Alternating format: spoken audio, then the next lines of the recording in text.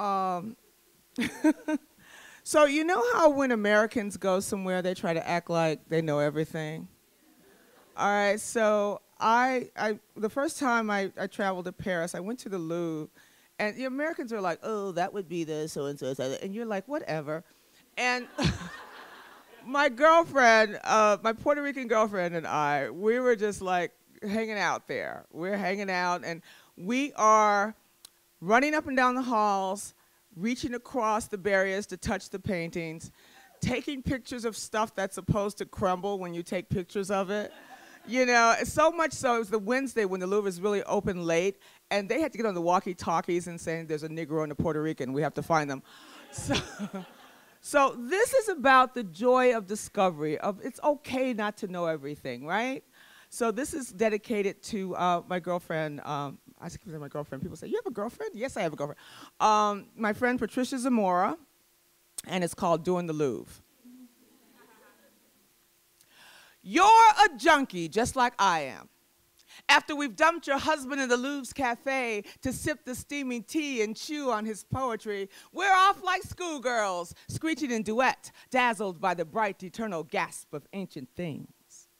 We've got no business here, homegirl and compañera. We've got no business closing our mouths around this sharp, exquisite language or savoring the sweet tongue squeeze of pastries, shining cakes, and shaved chocolates.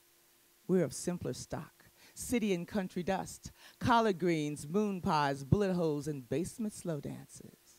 We are shamelessly American, rough street girls with rusty knees, the flip side of cocky Parisian wisp and slim cashmere coats the color of tobacco.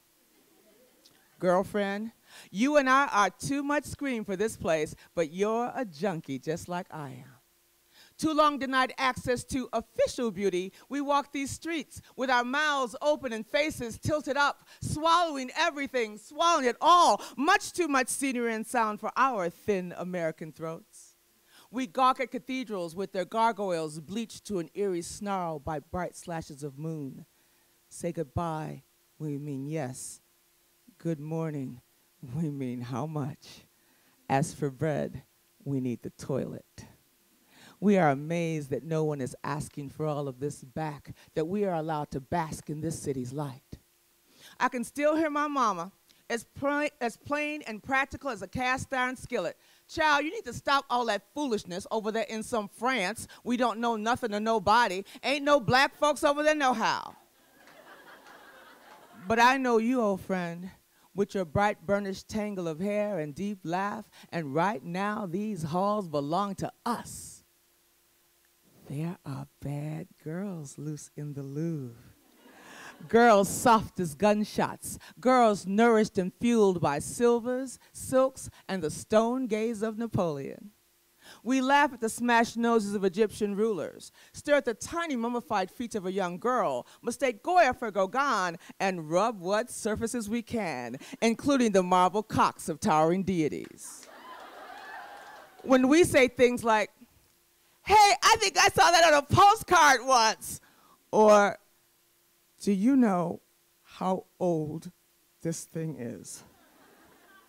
How can the world help but love us? We would give Venus our arms.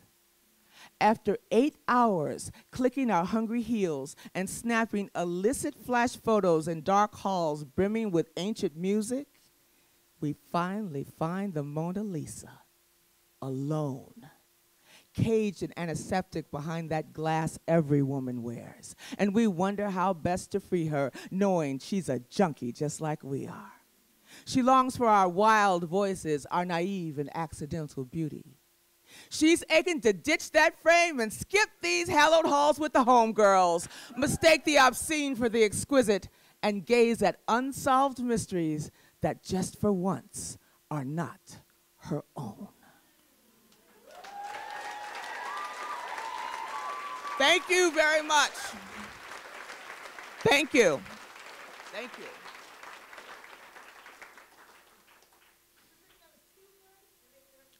Oh, yeah, right. Preston.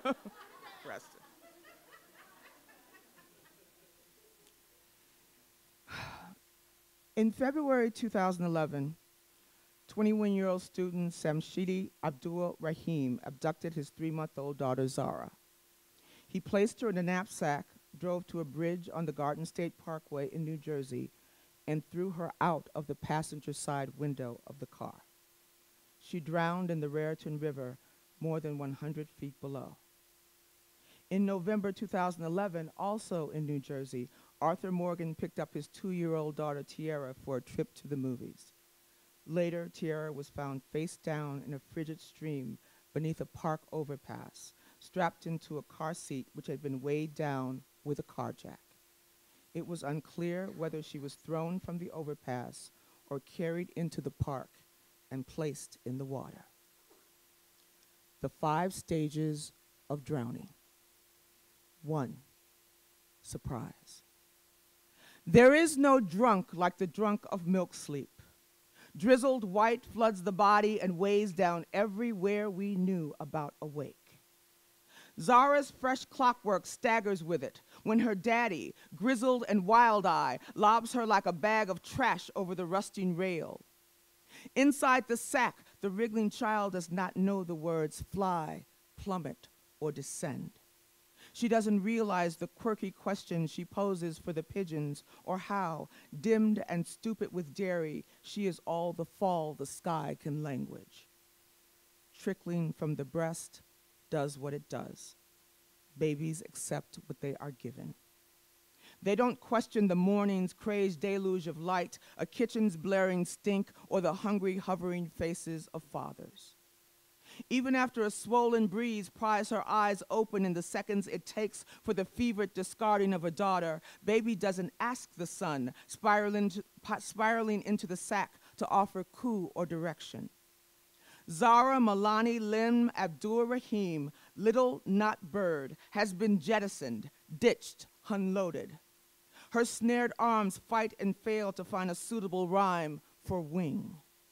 The river's grim, luminous trash splacks her blunt, but not before her mouth fails its O, not before language breaks its promise to wait for her.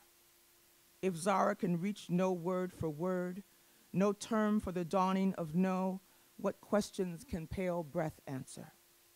Can this daddy's girl, crammed breakneck inside a down, down, down that reeks so wildly of him, grieve the dearth of love when she has no sound for love? 2, involuntary breath holding. Imagine filling your body with everything you are and then holding it there. Imagine your body being small, your life consisting of nothing but primary colors and food fingers smushed and the stumbling possibilities of dance. Imagine not knowing that whether or not you can contain all of you in tiny ballooned cheeks decides whether or not you will continue. Imagine not knowing the word continue. Wisp of fish nibble warily at those fat cheeks, fall into irreparable love, and decide to make a religion of you. Hallelujah, you are now a religion. You are now a church of silt and slither while daddy roars glee into noontime traffic, thinking not about you, but about your mother, and screeching, oh, so she got another man now, huh? Well, fuck that hoe. I bet this gonna fix her bitch ass now. And Tiara, you are the fix for her ass now. You are the fix for your mother's ass now. You are a mute bystander in a gonna be right now reprisal that cannot be retracted. And your slick daddy, now miles away from your plunging, does a slip-shod parking job and ambles into a smoky red-splashed gin mill populated by other men without daughters. Hoisting a fat gold shot, he toasts his one accomplishment, the sweet, uncomplicated removal of a complication. Your cheek deflates and the door to your next minute closes. You were alive when the stream first lapped its way round you, and the duh sound comes easy to the mouth of a baby who wants it. You laughed, Daddy, Daddy, until even the giddy fish re-examined their worship of you. You chirped, Daddy, Daddy, until Daddy stopped meaning anything, and you spat the into the mud until you couldn't, and the fickle fish, back in love, drew close to kiss the place where your breath had been. 3, hypoxic convulsions.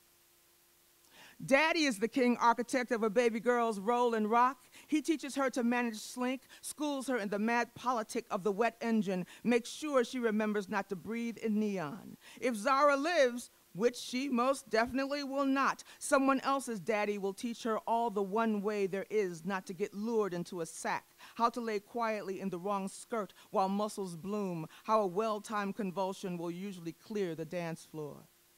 Good dancing, like good drowning, hits the backside like an annoyance that must be Watusi loose. But how does we colored respond to a wet that seeks to rearrange her? Of course, drums are injected, and Tierra, thrash and snapdragon shimmies for her giggle back.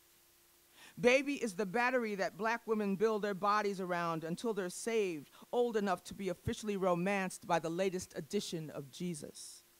They haven't felt the full hand of the Jesus voice, but they're flirting with that big daddy for all their little worth. Look at that itty-bitty jerk and boogaloo, that pop swirl of hips they can't find, that runaway rim shot in their unfinished chest. They're rearing back, opening wide, rearing back, opening wide. Two struggling maws are filling with river, filling with river, filling with river, so they dance like that. Y'all know dancing music, nasty music was gonna define those girl children sooner or later. Brackish water picks up on the rhythm and controls their arms and ankles. It gleefully involves the neck. It says, baby, save the last dance for me. 4, unconsciousness. The river, though. She's sluggish and cagey and a bitch sometimes. She has not yet decided to accept Zara, this annoyance in her mouth. The river is crafted of choke, flopped blossom, and the seduced diver. She is repulsed by the unremarkabilities of skin. Seldom is she in a mood to have her swerve analyzed or interrupted. Prying the sack wide with flow, she prods the puckered contents, is not entertained. Intending to add the ugly pudge to her baubles, she finds that she cannot rouse it, is not entertained. The little brown knotfish thing is so flaccid, so unfun, all snazzed up in its sopping petal pink, the eyes closed and rolling, nappy crown trapping things that need to breathe. The most devoted feeders have already had their go at it. The hide slides, puckers, and burps, and damned if the thing won't offer the river proper due, won't beg for its place in the water's arms, it won't say anything. The river flicks her flat finger at it, then flicks it away. She is so over this drama. The end of anything is only a kick to watch once. 5, clinical death. The final stage in the drowning process is death. Clinical death occurs when both breathing and circulation stop. The victim is in cardiac arrest. The heart stops pumping blood. The vital organs are no longer receiving oxygen-rich blood.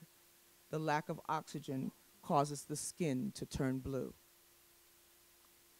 There are 52 shades of blue, or 1,052,000, depending upon which river you ask. 3, cornflower. 16, cerulean. 19, blunt force. 23, turquoise. 27, navy. 33, fix for her bitch ass now. 41, sky. 47, goodbye. But the way the river says it, bye, all dismissal and shade. 52, goodbye. But the way her daddy said it, over his shoulder, thrilling the done of the deed, already mad at the traffic. Thank you. Thank you very much.